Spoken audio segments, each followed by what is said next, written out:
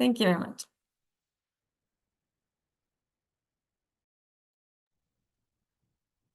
So thank you, Banu, for this really kind welcome. And I can say that I'm also very pleased to welcome you all on behalf of my organization, Regional Chamber of Craft and Small Business of Kamnik from Slovenia, as well as on behalf of Seabridge Consortium.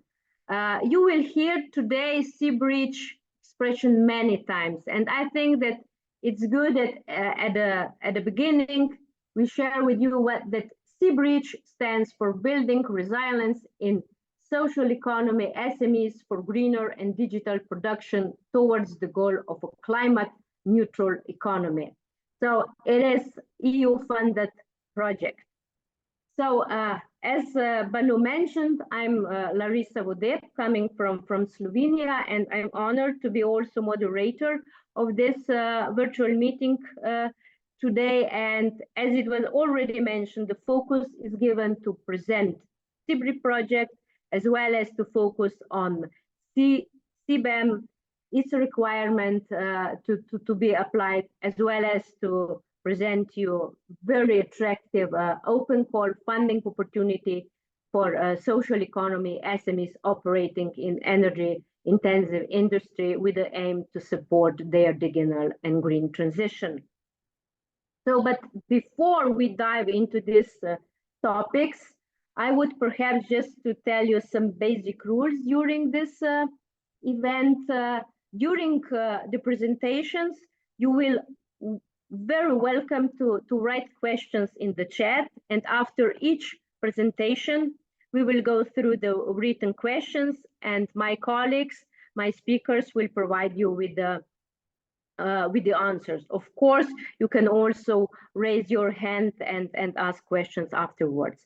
So now I think it is really time that we go into the Bridge project.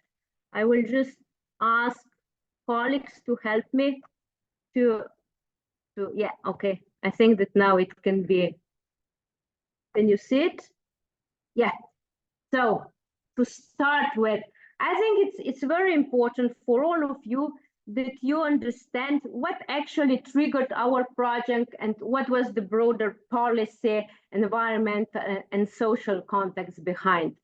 You know that climate change is a global problem, and actually the European Union late in 2019, I think it was December, adopted or launched the so-called Green Deal, European Green Deal, and that it is kind of a transformative green agenda aimed at reaching climate neutrality in the European Union by 2050. Actually, this was the main line, and it was foundation that later on, as already Banu mentioned, European Union adopted a lot of new legal frameworks and regulations in order, you know, to reduce the carbon emissions. And one of this regulation, which is very important, and it will be presented and updated today, it is carbon border adjustment mechanism. So the idea behind was, of course, we can tackle this global problem only if we work together.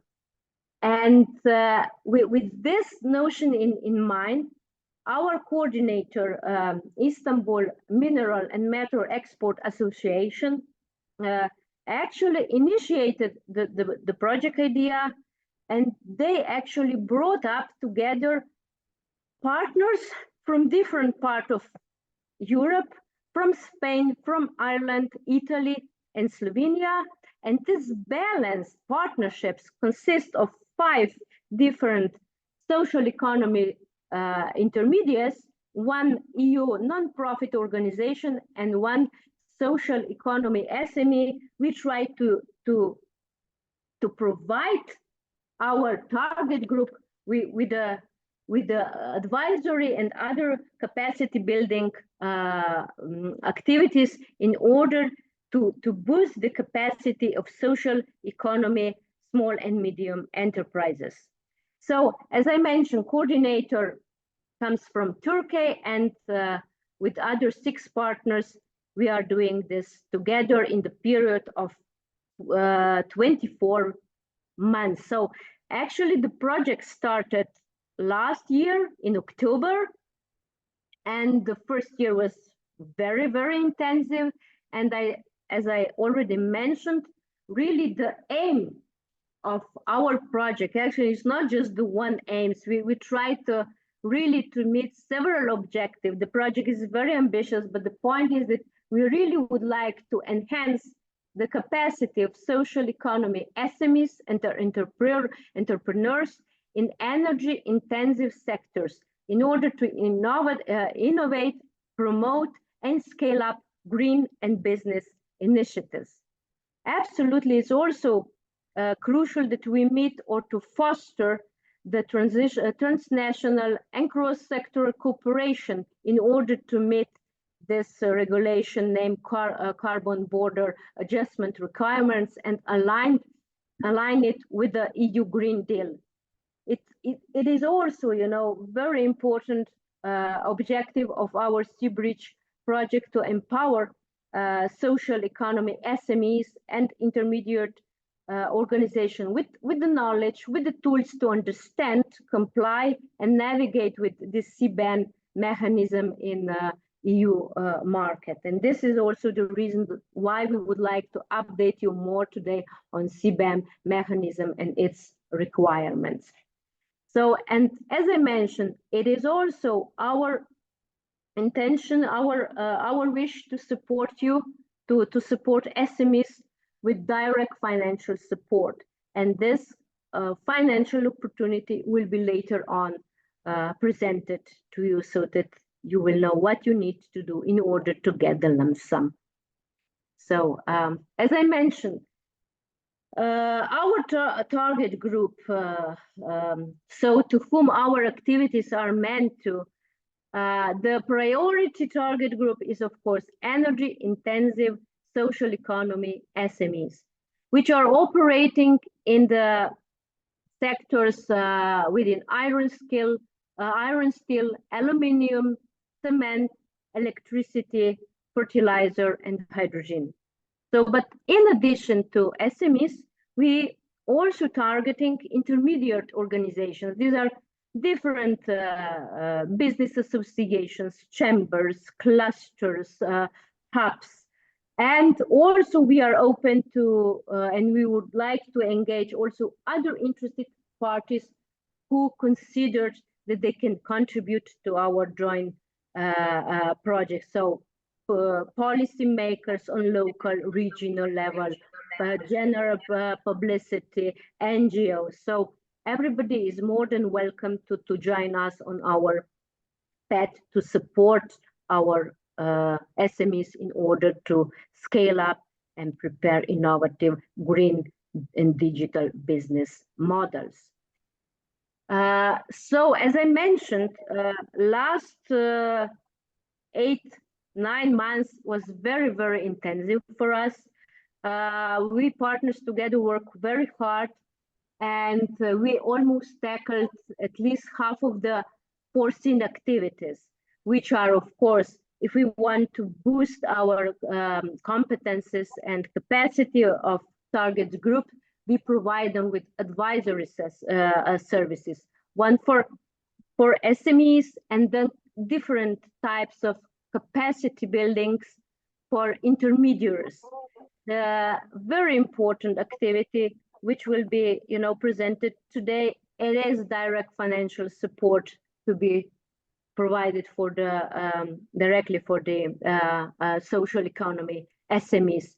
And of course, in order to meet one of the objectives of the project, to foster cross-border cooperation and to expand our network, of course, we are also very engaged in sustainable transnational cross-sector partnership. And as you are well aware, each EU-funded project, it is the point that we communicate and disseminate our project results, and today's event is one of this also dissemination and communication event. So I'm sure that you would like to hear more about, I would say, this tangible outputs that we have already prepared. So here on the screen, you can see that we have concluded net assessment analysis for the SMEs and intermediaries regarding the CBAM. Then we concluded a lot of expert interviews regarding the CBAM. And my colleagues later on will explain you what we have concluded. Then we prepared the national and international list of best practices and EU funding opportunities for the targets group. And last but not least, it's already available on our web page, very comprehensive digital guideline on CBAM regulation and funding opportunities. And right now we are in the middle of the open call, which is open, and you will later on get all the necessary information in order to apply. So in addition to this, I would say very hard desk research work and then a lot of reports and guidelines to be prepared. We also organized several webinars. We started with the international webinar in April when we first presented our main topics, CBAM, EU funding opportunities, best practices. Then in May and in June, we have organized very successfully two peer learning workshops, mainly targeting social economy intermediaries, in order to see the best practices, to learn each from other. And in addition to these international events, we also organized each partner in its own country, so-called national webinars. One webinar was organized in Turkey, then in Spain, and in Slovenia. Here, actually, all national webinars were, designed to, according to national needs in the area of CBAM, green and digital funding, and best practices. So now we are moving, from this webinars into very intensive period of launching the open call, where we targeting social economy SMEs. And just in order that you stay, in touch with us, that you are tuned with our activities, because the project is, as I mentioned, is very ambitious. Please follow us on our media channel. We have, as I mentioned, already website where you can get all the information. We have also 2 social media accounts, LinkedIn, Facebook, where you can be updated in all our activities. And we will be more than welcome if you contact us, provide us with your feedback, so that we can work together in order to meet all the objective that we have set it in the application. Here, just to have a briefly picture what we'll still need to do. It is 1 year and some months ahead of us. So this autumn is focused on the open call, but nevertheless, we will also proceed with the peer learning activities. So peer learning visit to Germany, Denmark, and Poland is foreseen, where the intermediate organizations will be the targeting group, and we will learn from each other. Regarding the open call, I will not go into details because my colleague Gergana will present you, but anyway, it is open, and I hope that there will be a lot of interesting applications, and that the best will be, of course, selected and later on awarded. So once again, here you can see our accounts where you can reach us, where you can contact us anytime, and where you can see all the latest update on our activities. So we will be more than happy if we get, you know, your feedback on our activities and involve you in our operation. So that will be from my side. I don't want to be too long because I know that my colleagues, Maria, is very, you know, keen to update you on the CBAM and later on Gergana. So in case you have any questions regarding the chat, the Sea Bridge project, please feel free to write in the chat, and we will provide you with feedback. If I see right now, there's no question for the Sea Bridge project, and this means that I can pass the floor to Maria. But Thank you, Larissa. Yeah, Maria is. I would like to, you know, to go to the next slide, but I have some difficulties. Will you please? Okay. No, it's still. Yeah. Now it works. So Maria Romero Olit represents QIAero from Spain, and now she will present you the CBAM regulation. You know, EU legislation is always complex topic, and of course she will provide you with the update of new requirements. So Maria, the floor is yours.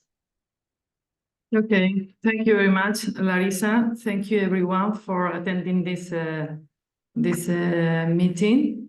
I'm going, as Larissa mentioned before, I'm going to introduce you a bit in the complex CBAM regulation. We are going to see also some update starting from July this year that has changed a lot.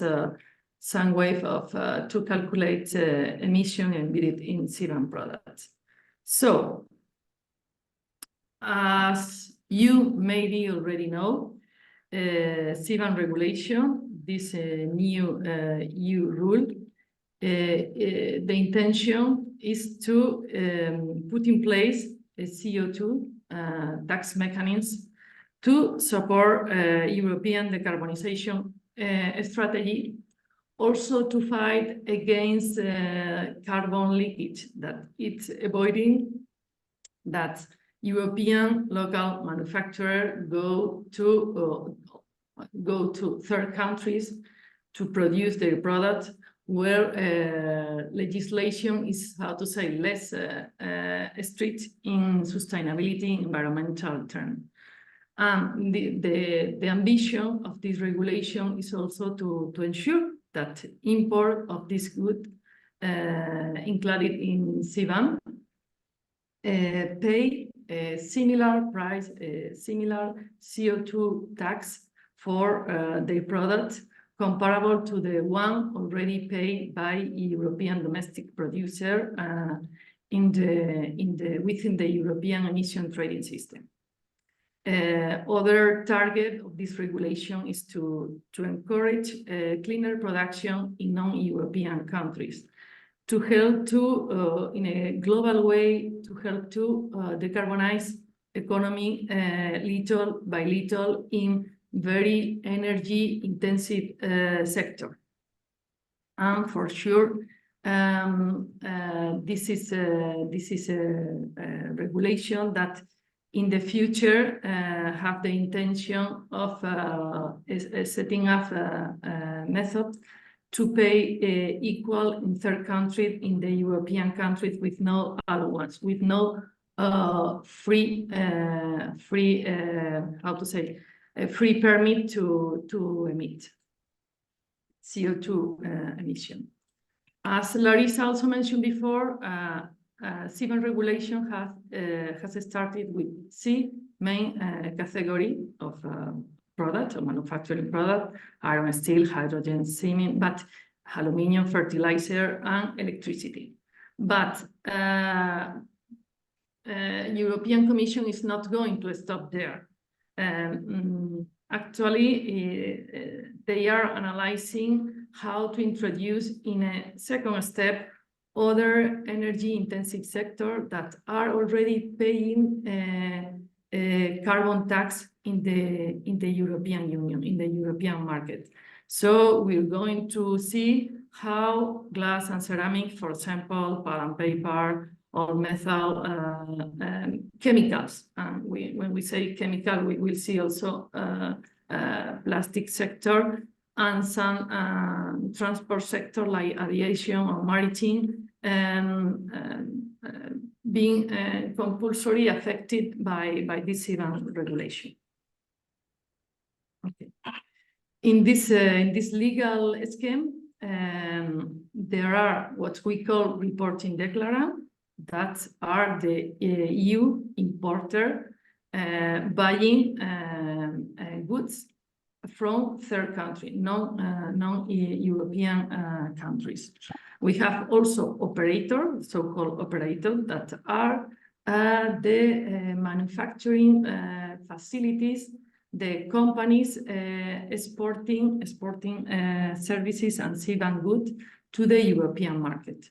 And we have some exclusion in this CBAM framework because we have some countries excluded like Iceland, Liechtenstein, Norway, and Switzerland, because they are part of the European Economic Area. We have also some territories excluded from this regulation. For a manufacturer from a third country to know if their good that he's going to export to the European market are affected or not, they should check the CN code of any product exported and to consult Annex 1 of European regulation that you see here in the screen.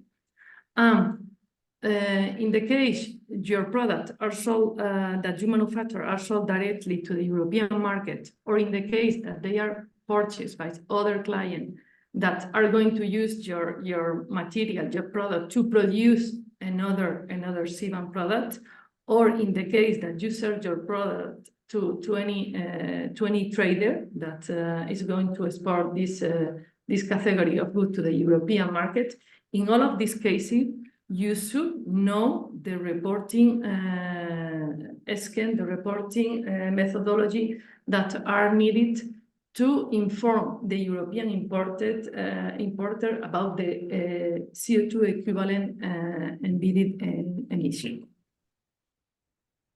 So here in this slide, we have the main actor, the key roles during the transitional period, but also during the definitive period.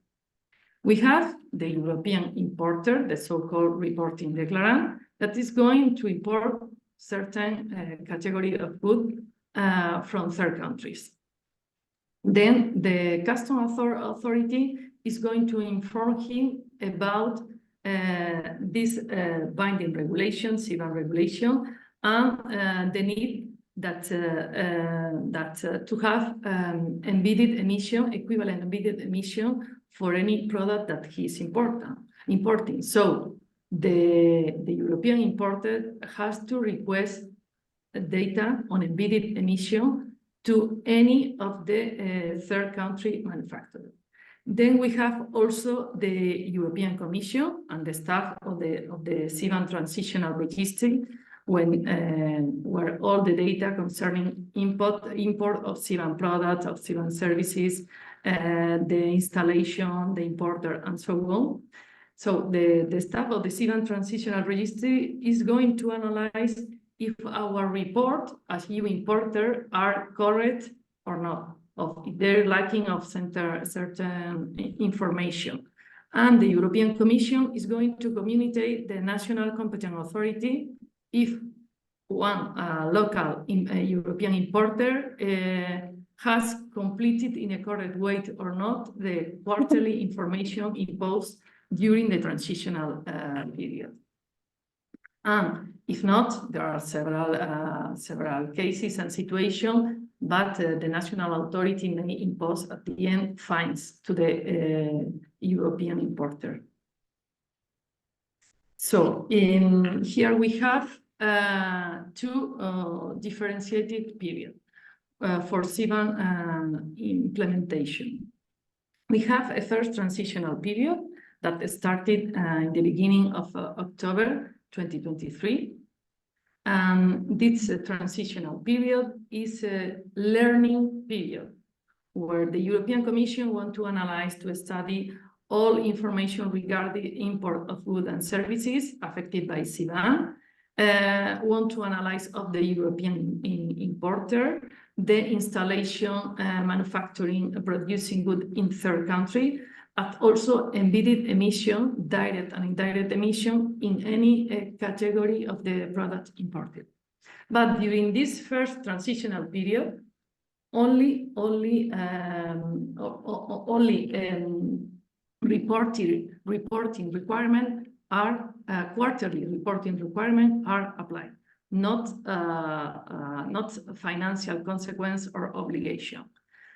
This is for the first period, the transitional one. For the second one, what we call the definitive period, only CBAM approved European declarant registered in the definitive CBAM registry could import the good concern. And beside annual reporting obligation, no more a quarterly report obligation as in the transitional period will apply. But it also apply in this definitive period financial obligation that will progressively increase. And this financial obligation are the credits that European importers have to buy for any equivalent ton of CO2 embedded in the product imported. And then at the end, there is a full CBAM implementation expected in 2034, when no more free allowance to emit CO2 emission will be allowed. We in the European market and also outside the European market, we will have to pay a CO2 tax for the impact of the manufacturing of our product and services. We refer to the calculation of how to calculate embedded emission in CBAM products. Okay, there is a transitional period, certain specific period in which we could, up to now until July 2024, this is the main change, we could use default emission factor values to complete our first quarterly report corresponding to the last part of year 2023. And then two quarterly reports corresponding to the half of this year. And we could use default emission factor values published at the end of the last year by the European Commission, by which, if we don't know if the facility located in a third country calculate the carbon footprint of the product, don't know about direct emission or indirect emission, we could use this default emission factor values. But this has changed. And now for all the quarterly report for this year, the remaining quarterly report and for the next year, we're going only to be able to use these default emission factor values for the 20% of the equivalent emission embedded in our products. So now it's becoming serious. So we have to use, we can use several methodology. We can use calculation-based methodology, identifying all the quantity of our input, the material that we use to produce our good, and also all the different kind of fossil fuel used for the production process. We can also use measurement-based methodology, determining this emission by means of continuous measurement of the concentration of all relevant greenhouses included in CBAM regulation. Or until the end of the year, we could use another specific method applying in third countries. But if this methodology, approved methodology, official methodology, lead to similar coverage and accuracy of emission, and that's until the end of this year. This is just an example for cement production process. We should have in mind emission embedded in the raw material, limestone, clay, and so on, to produce a precursor, clinker production. And we have also to consider, beside this direct emission from combustion of fuel or from raw material, we have also to consider, for example, fuel used to dry material. And we have set up for electricity consumption, we have a special purchase agreement with a clean energy provider. We can discount this CO2 emission. Okay. I know this is complex regulation, but I'm trying to do it easy. I don't know if I'm achieving this or not. Okay, what information to be reported by the non-EU operators in third country? Depending on the sector, cement, fertilizer, iron, steel, aluminium, hydrogen, electricity, the greenhouse gases covered are only CO2 or other additional one as nitrous oxide for fertilizers, for example. Also, during the transitional period, we have to report to get information about direct emission and indirect emission. To make a clear distinction between direct emission and indirect emission are emissions that come from our stationary combustion unit, like a boiler, and that's come from also all the input, all the material we are using in our production process. And direct, and that's in this manufacturing process. For electricity, electricity are indirect emission, and these emission values are calculating with a benchmark assumption, and depending on the country, the mix of electricity is going to maybe a bit different. But this is the main difference between direct and indirect emission. Indirect from electricity, and direct from the production process with using fossil fuels. Okay. Has changed in CBAM regulation reporting obligation starting in July 2024. As I mentioned before, the report default value may no longer be used, so only just for the 20% of the equivalent embedded emission. So if we complete a quarterly report, for example, in the beginning of October, and we only use report default value, our CBAM report will be considered incorrect or incomplete. If this needed data on emission embedded in the products cannot be obtained, and we have proved that we have undertaken all reasonable effort to get this information from a manufacturer located in a third country, the national competent authority may not impose, is not going to impose any fine for this. But at the end, we have to have any data concerning embedded emission. So we have to do our best to complete this information. Another tricky point from July 2024 is that until now, emission factor from life cycle assessment could be used as an inventory database to extract embedded emission of a certain category of product. But at a life cycle assessment, usually it's considered that usually overestimate emission in the whole process because it's quite complex to get all the information. And this is a methodology no longer to be used. Another point, what's happened with all stock item or all spare part that we are importing, and we have not a specific emission data value. In this case, we can use data for similar or identical good that we can submit it at valid information.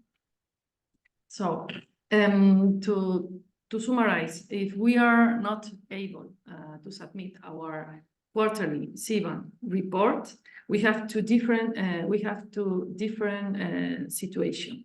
If this lack of information was due to technical errors, and we can prove that, until now we could request delay submission, no more allowed. So we have to contact our national competent authority to tell them what the problem we have faced, and they give you an extra time to complete the report.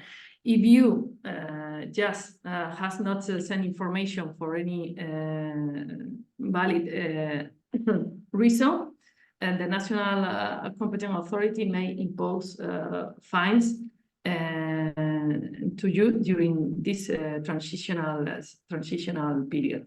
Also, just to mention that until 30 June 2024, emission concerning operators could be in some way avoided, but it's strongly recommended that in the CBAM transitional registry from now, all this information has to be provided. But as I mentioned before, this is a learning period.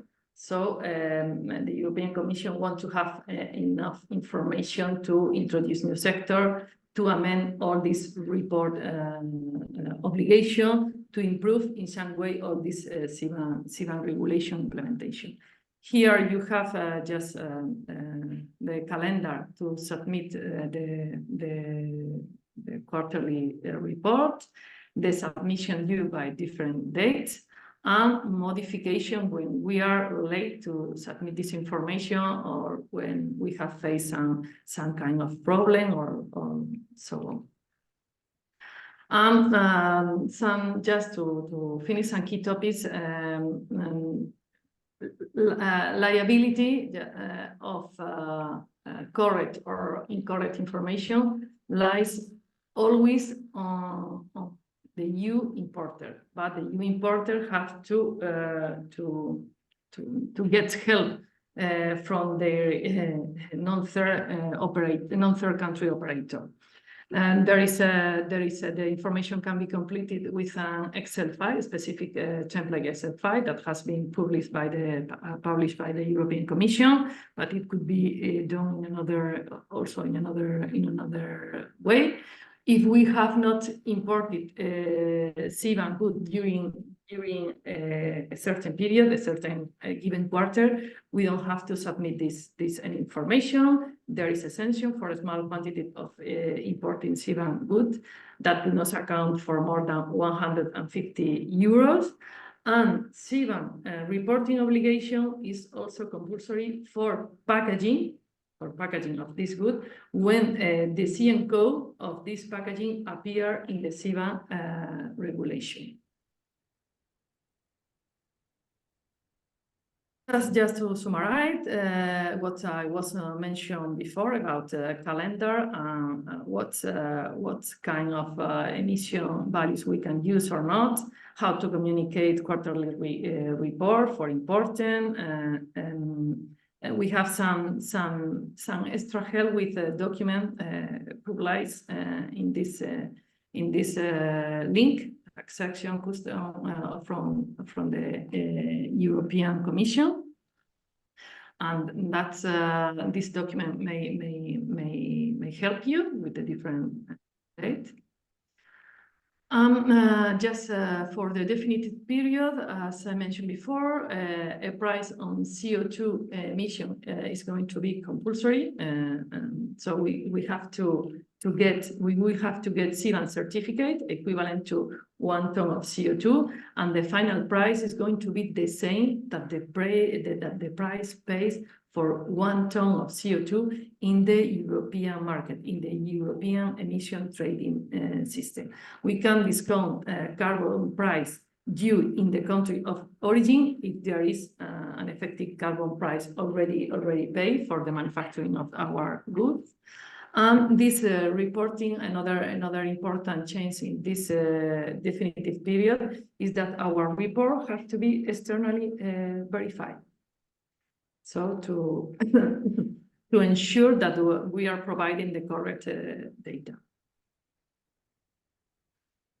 To end with this presentation, just as a summary, there are the main challenges that we identified for European importer from one side and for non-European importer. For European importer, it's happening. It's a real situation that we are facing, is to obtain difficulty in obtaining complete information, because some manufacturers in third country, they're not used to calculate the carbon footprint. They're not used about they're not aware about this CBAM regulation. They face also additional costs because starting the definitive period, they will have to pay for CBAM certificate.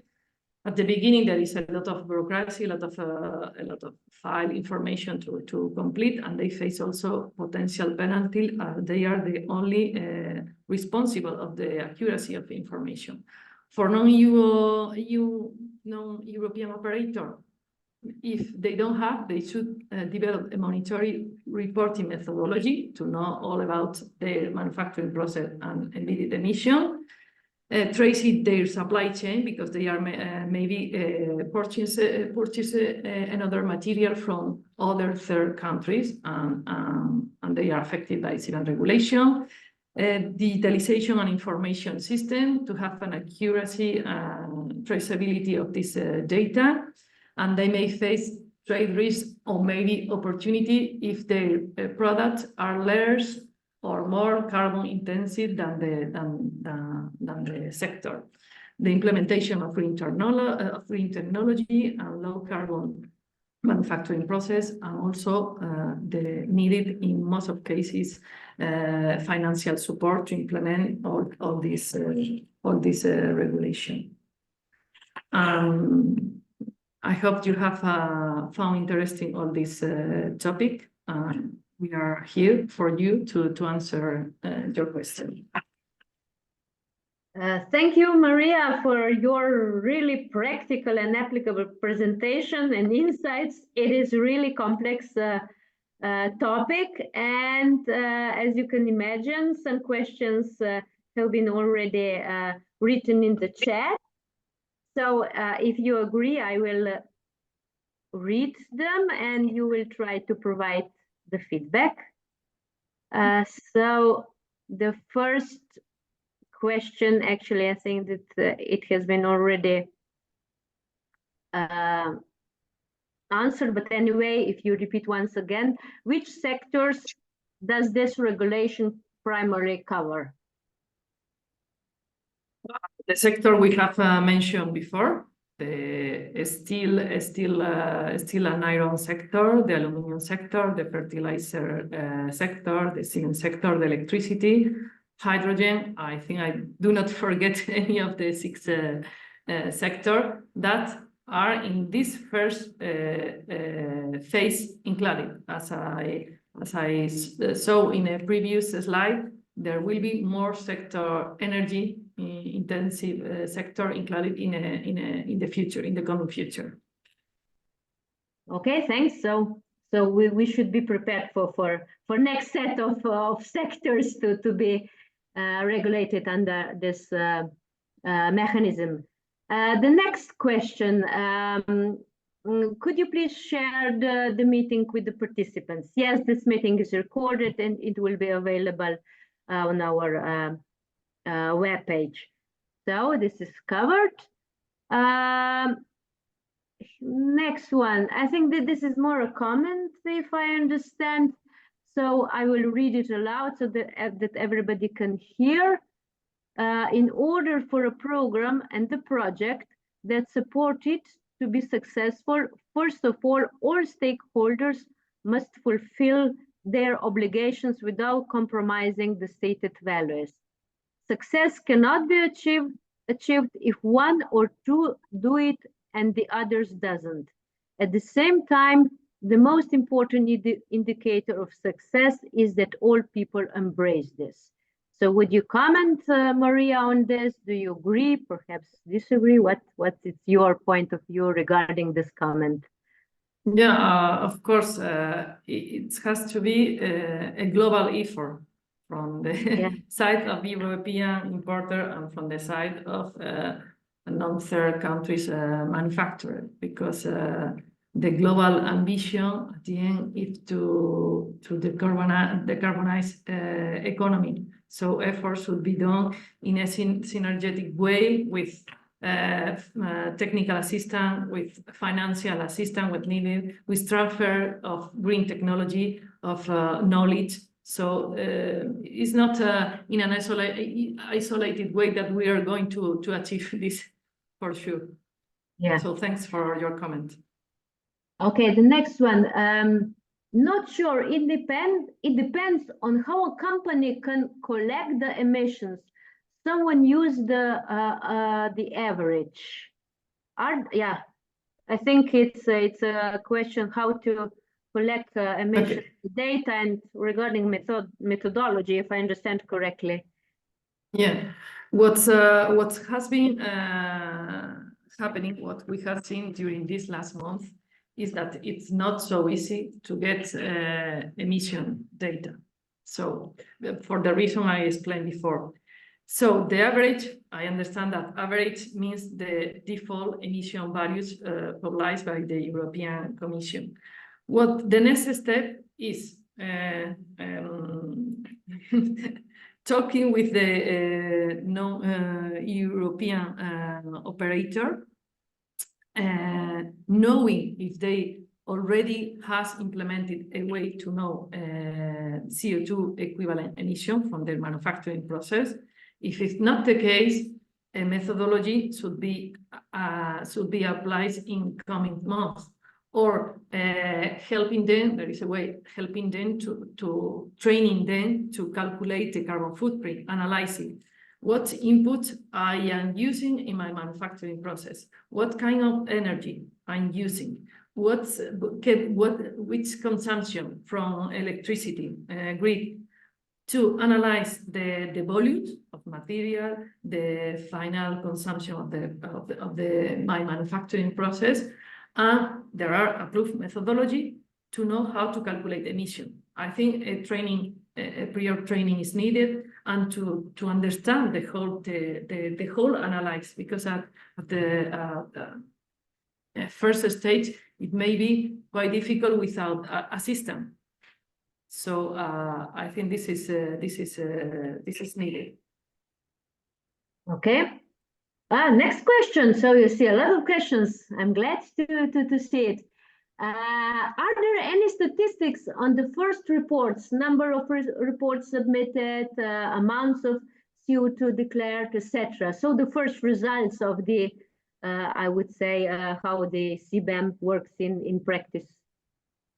There have been a European session held by the European Commission and the CBAM transitional registry staff to communicate certain difficulties, certain problems in getting access to the CBAM transitional registry, in getting data from third country manufacturers, some other technical problem or doubt with the methodology. So what we know is that not all the European importers that should have completed this information has done it.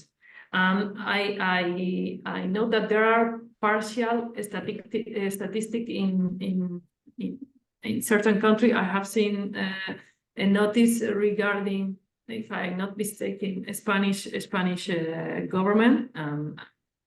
But I cannot give you or provide you more information. But for this first 9th month of CBAM regulation, other improvement have to be done, and the European Commission is is aware of it. So little by little. Yeah, step by step. Yeah.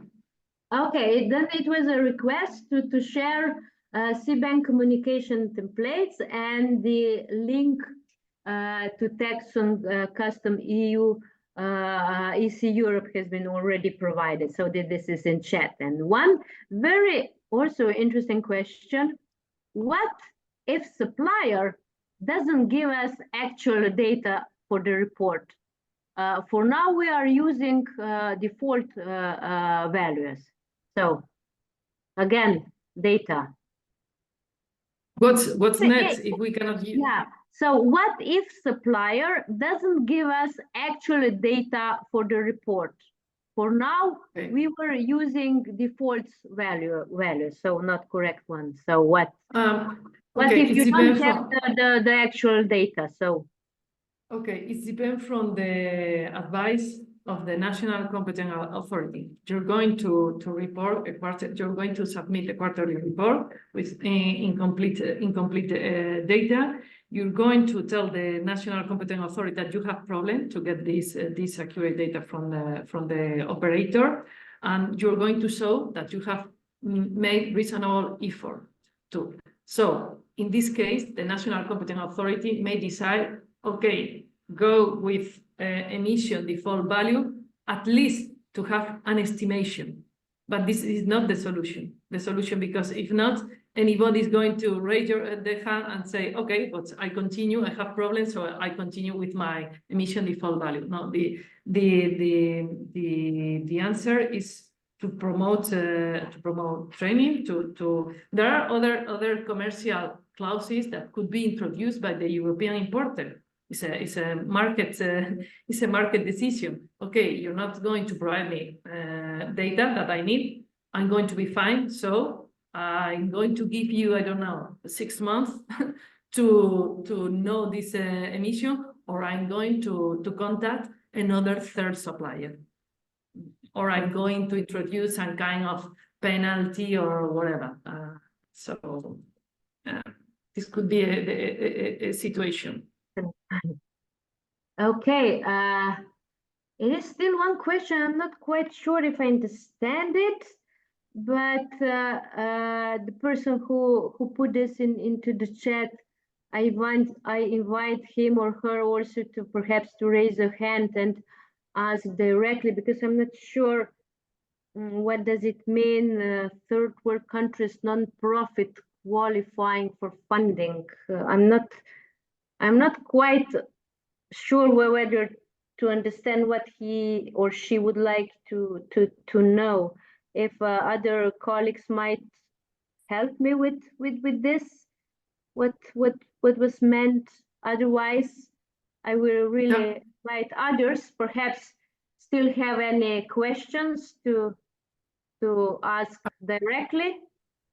I don't know if this person is talking about funding opportunities. Yeah, I think it's more for open call, but I'm not quite sure. Yeah, but yes. Regarding the open call, we will provide you answers afterwards. So in a few minutes, Gergana will explain. So do we have any other questions regarding CBAM? Now it's still time to ask Maria, so that she can, and you can get answer from the first hand, I would say, like we say in Slovenia. Please use this opportunity.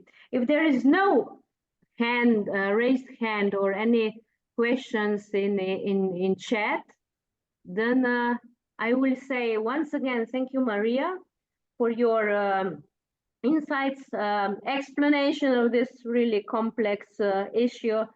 And I'm sure that within our later events, you will still be able to share your expertise with our SMEs and with our target group. But now I think it's time that we move further. Our next speaker is Ms. Gergana Dimitrova. She's the project manager from F6S. And Gergana is a person who knows everything about the Sea Bridge open call, and she can give you or navigate you through the call.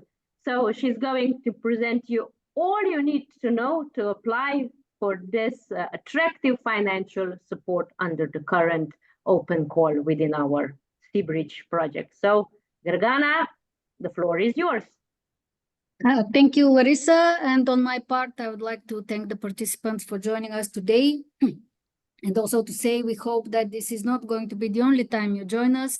We offer a lot of activities where you can benefit from the Sea Bridge Consortium knowledge and expertise. And like Larissa already said, I'm here to present to you how you could benefit from the direct financial support that we are providing in Sea Bridge. On behalf of the consortium, I will present all the rules, the eligibility criteria, and hopefully by the end of this presentation, you will have a very clear understanding of what is needed, and you will be motivated to apply. So I will jump right in because the time is very short. So I will jump right into presenting the open call. So you can see on the screen a webpage, which my colleague Victoria will share shortly in chat in case you want to open it and read for yourself. This is very quickly, I'm going to go through the main points that should stick with you, and then rest assured I will be presenting all of those in detail in the next slides of my presentation. So we launched the open call in July, but you still have time to apply until the 1st of October, until 5 o'clock Central European time. So this is the deadline. Please respect it because the system will just close after 17 o'clock on the 1st of October and no further applications will be accepted.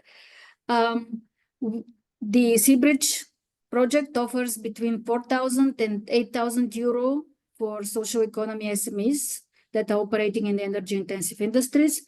And this is a grant in the form of a lump sum. And shortly, I will explain what is a lump sum and why it may be important for you to know that the grant is a lump sum. We will be investing into social economy SMEs 480,000 euro in total, which means that around 60 social economy SMEs, maybe even more, can benefit from the open call. That will, of course, depend on the budget that they request, but at least 60 will be funded. It's important to understand that the implementation of your projects with which you apply for funding has to happen within 6 months. It's a short time for implementation, but also the activities have to be manageable to be implemented in that time. And it's also important to know that we are offering an acceleration program, which is tailored to the needs of social economy SMEs in the energy intensive industries to further support the applicants. And that program will run in parallel with the implementation of the project for which you hopefully will receive the funding. So that's an ongoing engagement for the 6 months. First of all, why we are providing this funding? We have very clear objectives. We are providing the funding to social economy SMEs from the energy intensive industry specifically. We want to help them to achieve their green and digital transition, and also to more specifically to adapt to the CBAM regulation requirements. We also want to help them to achieve resource efficient production and energy savings. And we are going to support innovative solutions that are related to green and digital production. Oops, sorry, I moved one slide. to the front. So why should you apply? First of all, like I said, obviously the first reason is the grant that you can receive between 4,000 and 8,000 euro as a lump sum. You can finance different activities to support your transition to greener and more digital operations. And I will give some examples of what activities can be funded. It's important to understand this is a lump sum funding, so you will not be required to provide detailed financial reporting and timesheets. You will use the project budget, and we will be controlling and monitoring the implementation only by evaluating the actual results that you achieved, the implementation of the activities for which you requested funding. This is important because it makes it easier for you not to get, not to get into complicated bureaucratic procedures with timesheets and financial reporting. We want to focus on results, on impact for you. And so it should be fairly easy to implement the activities for which you apply. I already mentioned the free acceleration program, which will be offered to all the applicants in the open call. It will focus on project management, networking, business plan development, and market research to support your operational efficiencies and sustainable practices. And like I said, it will be running parallel with the implementation of the activities for which you will hopefully, will receive the funding. Of course, you can benefit from networking during the project events. Once you join us, you can meet experts and professionals in the various events in which you will be able to participate. So the burning question, who is eligible? There are two requirements for a social economy SME to be eligible.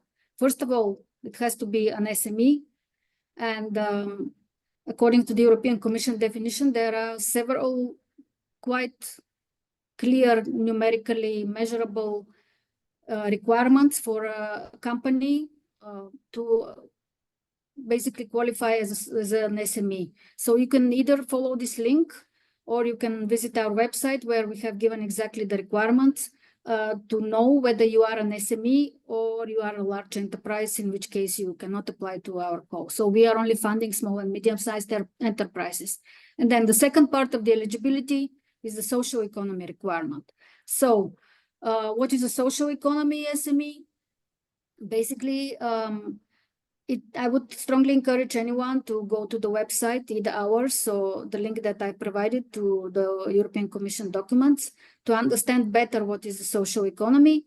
But the thing is that to qualify as a social economy SME, you need to share some main principles and features, which is the primacy of people and or social environmental purpose over profit, the reinvestment of most of the profits and surpluses to carry out activities in the interest of members or the society at large, and some democratic and participatory governance. In short, if the social and environmental purpose or people are the primary reason why you are on the market and engaged in business activities, then you probably qualify as a social economy SME. Okay, we have, according to European Commission rules, some requirements about eligibility in terms of geographical coverage. Excuse me. So eligible countries, social economy SMEs can receive funding in our call only if they are located, established and operating in one of those countries that I have listed, either any of the EU member states, obviously, but also countries which are part of the European Economic Area, meaning Iceland, Norway, and Liechtenstein, or some European associated, EU associated countries like Albania, Bosnia and Herzegovina, Kosovo, Montenegro, North Macedonia, Serbia, and Turkey. So if you are in doubt about the country in which you are based, whether it's eligible, please visit our website. We have listed the countries name by name. The eligible industry sectors, you can see them here listed. So SMEs that we are funding should be operating either directly in the energy intensive industry sectors or in the upstream or downstream value chains in the ecosystem. So if in doubt, please again visit the website, but basically I have listed already for you here the sectors that are eligible. If you are still in doubt, you can still send us an email. I will give you an email for questions and answers later on, in which you can ask specifically about eligibility if you are in doubt. So what activities are we financing? You can choose any one or more of those 4 activities, which are broad categories of activities that I have listed: business support services, consulting services for certification or labeling assets, including intellectual property rights, attendance of events on topics related to the carbon border adjustment mechanism or digital and green transition, and in-company trainings on CBAM and green and digital transition.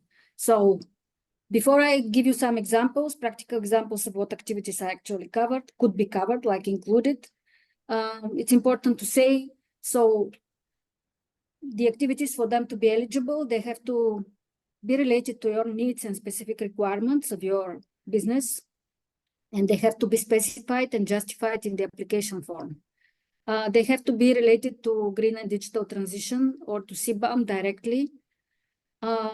They will be associated with KPIs, which we will ask you to define when signing the agreement to receive the grant. And if the grant is awarded, you as a beneficiary will need to organize, coordinate, and implement these activities. And if these activities include the contracting of service providers, you have to do the contracting, you have to do the monitoring of their work. So you work with your contractors on your own, which means that you can select the contractors, what services they will be providing you. You will monitor them, work with them directly. We will not be interfering into that work. We are only providing the funding so that you can achieve the impact that you have specified in the application form. So some examples, and I'm looking at the time, so I will not have time to go specifically through all of them, but business support services are various activities that you can apply for funding here. So those in general will be services provided by sector specialists or companies that will somehow help you on your path to digital and green transition or CBAM adoption. So it could be sustainability consulting, coaching and mentoring, ERP and CRM systems implementation support, legal and policy advisory services, carbon accounting, data analytics and business intelligence. You can see this list. I believe we will share also the presentation so you can look.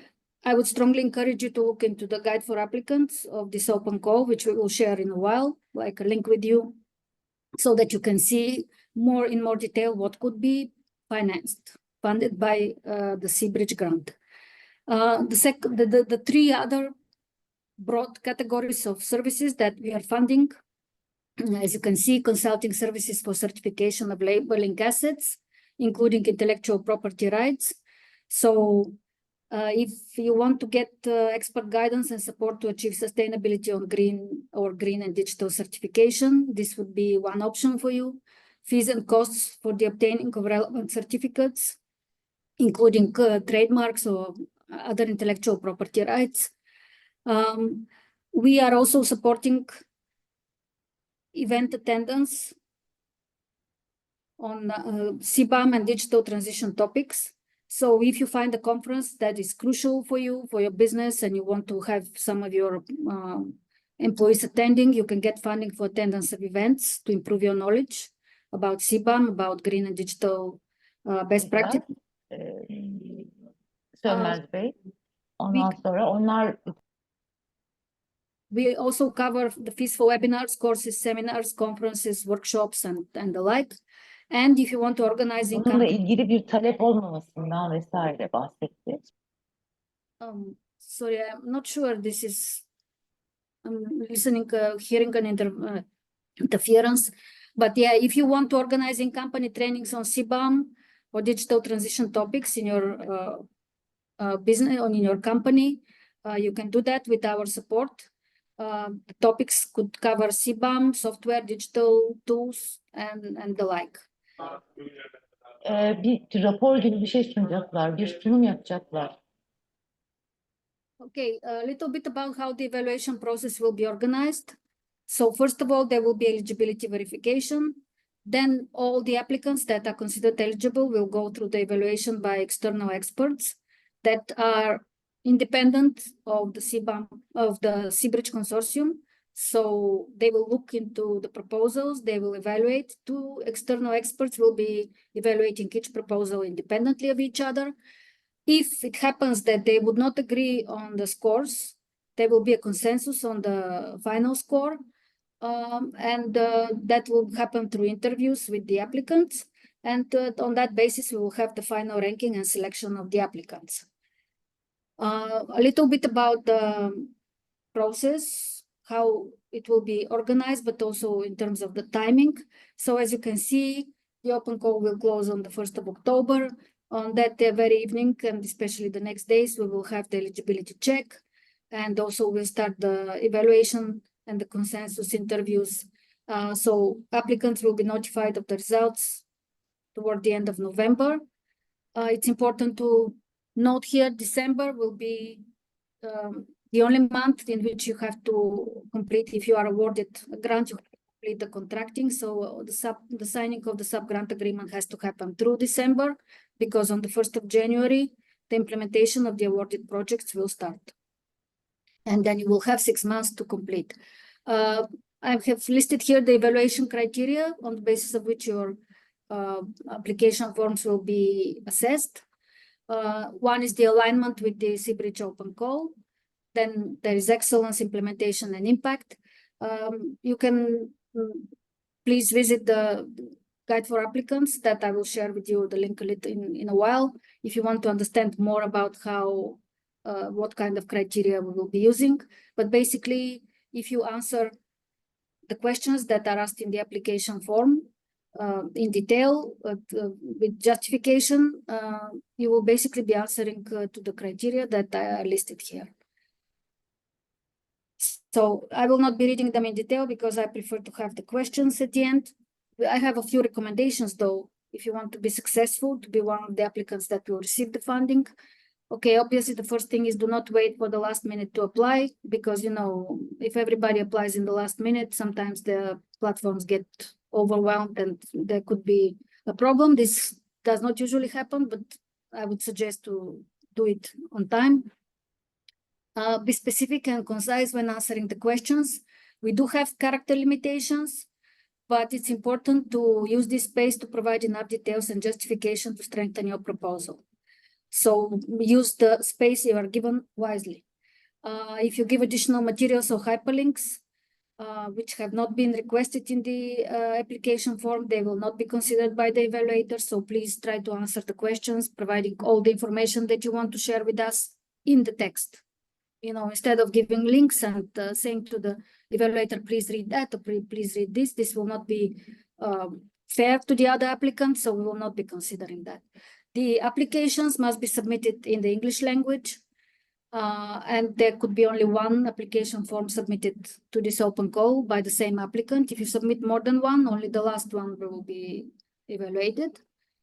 The budget of the proposal must represent 100% of the total amount that you request from the Seabridge project, and please provide some justification for the planned budget. Any question that is not answered today or in the questions and answer session, please send us an email to this email that you see here, seabridgeproject@outlook.com, sorry. And we can look into in detail to your question and answer anything that you have doubts about. In 3 steps to submit your application, very easy ones. You are strongly encouraged, once again, please read the guidelines for applicants. You can see here the link, it's on the website, available for you to download this PDF. That document will answer all your questions. You have to make a free account on the F6S platform on behalf of your SME, on behalf of your company. Once it's very easy to make 1 minute, and then you submit your application through this link that is here, step 3, which is just answering the questions so that we can evaluate your proposal. And this is here sharing a few links about that you will need when you are applying, the guidelines for applicants, the application form, only to see what kind of questions are asked. But please make sure that you submit directly on the F-Success platform, not through email, not in any other ways. Through the F-Success platform is the only way to submit the application. And some additional information like the sub-grant agreement that you will sign if you are selected. The declaration that you have to sign to prove that you indeed are an SME according to the European Commission requirements, the declaration of owner, and the bank account information template.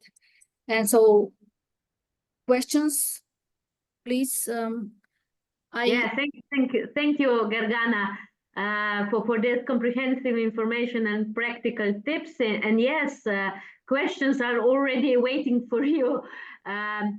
The open call, in a nutshell, you can also find at our webpage. So I will skip this, and I will also thank you, Enterprise Europe Network, who expressed to disseminate this information on our call. So you can expect we can expect a lot of applications. So very tricky question is the following. So how do you check the social economy SME requirement? It seems hard to find an eligible social economy SMEs in the eligible industry sector reported. How will you comment on this, Gergana? Okay, are we going to check? We have a special question where applicants will be invited to present their activity in the social economy. We do not, it's important to say, we do not require for the SME to have any registration as a social economy actor in their country, because different countries have different legislations about that. And some countries actually do not have any legislation about that. My suggestion would be to read again the documents by the European Commission explaining what is a social economy SME. And we have given a little bit more detail on the questions and answers section in our website, where you can read more. If you feel you comply with those, just present it briefly in the special section in the application form, where we are asking the companies to specify how they actually relate to the social economy. How is it that their social or environmental purpose is the main reason why they are on the market? How they, let's say, involve people with disabilities or whatever kind of social element they have in their work, and to explain that in the application form. And we will have the external experts basically evaluating those answers.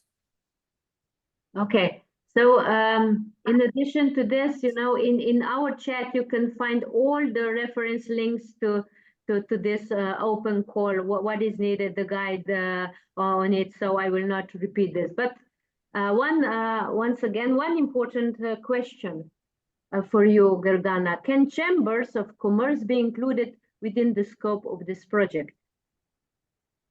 Within the scope of the CBRIDS project, or within the scope of the open call? I believe that it's meant open call. The open call is for social economy SMEs, meaning that you have to be a small or medium-sized enterprise in order to apply. So that is a requirement. And chambers of commerce, I would say they are not eligible applicants. We even within the social economy ecosystem, we do not target non-profits. We do not target other organizations that are like corporates or cooperatives or other type of organizations that are in the social economy but are not enterprises. We do specifically have a requirement to have the status of enterprise. And also Chamber of Commerce is not involved in the energy intensive industries, probably as a, unless it's a specific chamber of commerce. So I would say no, they are not involved in the open call, but they can be great partners in some of the other activities. Okay, thanks. Another question, also referring to eligibility, if I understand correctly. When saying all metals, do we include the finished products such as welded manufacturing products? For example, filters, video feeders, silos, etc. My company comes from Turkey, exporting industrial machinery and equipment. So can we apply as SME?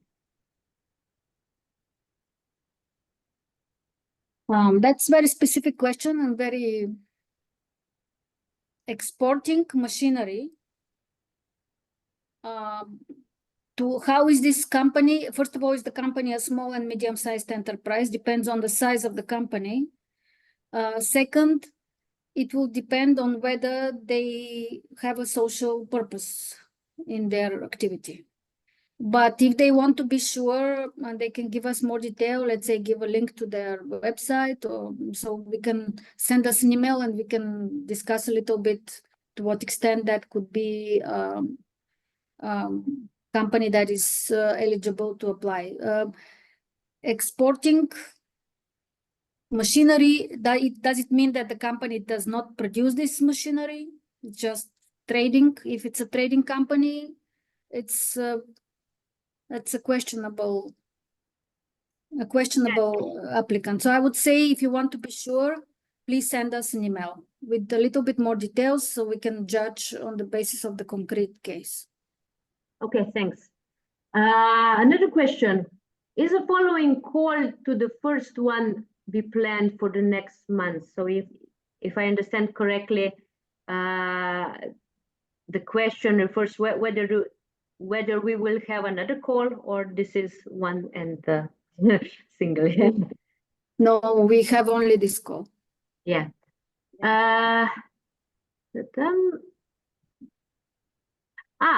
Next question. Should the staff be included in the application for example, secretary, accountant, etc., or the owner of the firm is enough for the application? It's for identifying the company. It's one person, one contact person is needed only. But when you present a team that will be implementing the project, it would be nice to mention which people from the company will be involved in the implementation of the activities that you ask funding for, how they will be involved. Very briefly, we do not expect that the whole all employees will be involved in the project, but you should have a project team that will be responsible for implementing those activities. If I were you, I would mention who those are, not by name, but by saying the secretary, an accountant will be involved in the project implementation, so that we see that you are committed to implementing the activities, that you have the people to do that, and you have already planned how this will be implemented in your company. Okay, thanks. And the last question, also referring to eligibility of cost. Could the grant be used for the selling a product or some other cost like this one, for example, buying, not selling? Buying a product, I would say no, because we are funding services to help you transition to a greener and digital production. A product, in terms of like procuring a product or let's say equipment or something, that would be, I would say it's maybe the depreciation can be used in some way, but no, that cannot be in one of the activities that we are that you want to buy, let's say, a machine. We are not providing funding directly for that. But again, if you want to be sure, if you have any doubts, you can write to our email with a little bit more specific what kind of product, because it's difficult now to judge. I mean, to what extent this product is part of a service, or to what extent it's related to the green and digital transition. So if you want, you can ask the question, and then we will give you a more specific answer. But I would say, like, just on like listening to that, I would say no. Okay. It should be a service. Yeah. Okay, thanks. Yeah, it's always the best to approach you directly so that you discuss this, I would say, not quite school cases, so that you find the best possible solution. So any other questions in the chat? I think that we covered all. It's one. My question is a general question, not related to the open call. I think it refers to Maria. Considering the CBAM will be fully implemented in 2024, don't you think it's very optimistic approach to achieve full success in 10 years, especially in countries like Turkey, which is at the very beginning of the process of zeroing carbon emission rates, and where production tasks and processes are just starting to be systematically monitored? Do you think success will be achieved? You're right. Thank you for the question. You're right. It's a very ambitious target, but is that the reason to start with a transitional period, only having data, analyzing data, and so on? In parallel, we should be promoting a cleaner production process, the needed technical, financial support, and so on. And in 10 years, it's a very good question. Will be ready to have a global CBAM regulation implemented in third countries? But we have to move forward. So I think we have to consider this in a practical way. It cannot be done from one day to another. The concept of sustainability is not yet integrated in many of the producers, and sustainability means environmental issues, but also social and governance issues. So we will see, but the thing is that we cannot stop and doing nothing. So it's a learning process also for the European Commission. See, the European Commission know that it's a challenge for everyone. So step by step, as Larissa was mentioned before. Yeah, and you need to be ambitious, even if you do not, complete 100%, at least you approach into this direction, I would say. But this is just my comment. So I do not see any other questions or any hands raised. So it's still time to put a question. If not, then I think it's time that we say that we were quite fruitful. And perhaps, Fatma, I will pass to you to make a final conclusion or closing note, and also to thank you all the participants for really they were very, very much engaged, and also thank you for all the compliments that have been seen in the chat. Fatma. Yeah, thank you, Larissa, and thank you, everyone, dear participants. I would like to say thank all presenters on behalf of EMIP. I'm Fatma Ünal, working as project expert in the EMIP, which is coordinator of the Seabridge project. And I want to take a moment to reflect on the valuable discussions and insights shared over the webinar. Presenters from the Seabridge team have covered some topics. First of all, Seabridge activities were mentioned by the Ms. Larissa. Thank you again. And regarding that, I would like to express some points. After completion of this research, the informative webinar series was started, and at the end of the day, we organized some advisory sessions, either in groups or one by one, for needed SMEs. We launched our services in the summer period and reached 56 SMEs from different countries, from Rwanda to Argentina, as well as the European countries. And these studies were part of our activities with the titles of advisory sessions for social economy SMEs. And then Maria has continued to mention the new regulation about the CBAM reporting obligations, which consist of our scope of the Seabridge project. And on the other side, in the summer term, it was announced that the open call for SMEs and external expert calls within the project. And our call for SMEs term will end on 1st October.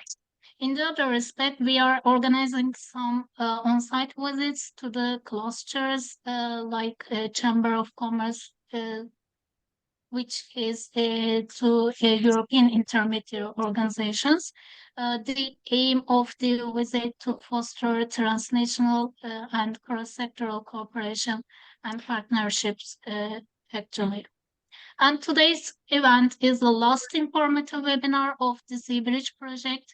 And our further activity is organizing the training series for managers and employees, focusing on the skill management to align with the CBAM requirements and comply with the green and digital transition as well. Specifying the training contents is still in progress among the consortium, but it will probably related to the development of a roadmap and action plan for sustainability and implementation of digital transition and data management for social economy organizations. These trainings will be scheduled in October and November, but the exact dates will be confirmed in the upcoming weeks. And next year, at the beginning of the year, actually in January, we will start to provide coaching and mentoring services identified for topics, project management, business plan development, market research, and networking. Seabridge has a LinkedIn and Facebook page for social media engagement, as well as a website. All activities are actively launching on these platforms, and additionally, an e-newsletter releases every 6 months. You can find our second newsletter on our website. If you are interested, you can check it from the website. And I would like to say once again for your participation to this event. Hope to see you in our further activities to all participants. Thank you.